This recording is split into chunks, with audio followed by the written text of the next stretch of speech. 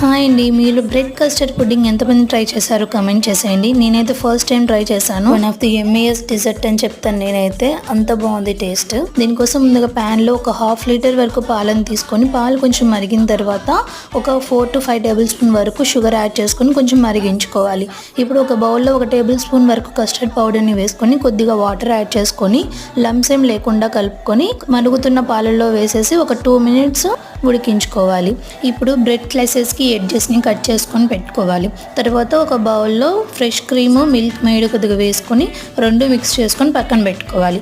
ఇప్పుడు ఏదైనా ఒక ట్రేలోకి మనం కట్ చేసుకున్న బ్రెడ్ స్లైసెస్ని కస్టర్డ్ మిక్స్ అన్ని వేసుకొని సేమ్ లేయర్ని రిపీట్ చేయాలి. తర్వాత మనం ప్రిపేర్ చేసుకున్న ఫ్రెష్ క్రీమ్ మిక్స్ని వేసుకొని పైనుంచి కొన్ని డ్రై ఫ్రూట్స్ని యాడ్ చేసుకొని మూత పెట్టి ఒక 2 hours ఫ్రిడ్జ్లో పెట్టుకోవాలి. అంతే అండి, ఇలా చాలా సింపుల్గా ప్రిపేర్ చేసుకోవచ్చు ఈ డిజర్ట్ని. మన ఇంటికి రిలేటివ్స్ వచ్చినప్పుడు కానీ స్వీట్ తినాలనిపించినప్పుడు ఇలా ఈజీగా చేసేసుకోవచ్చు.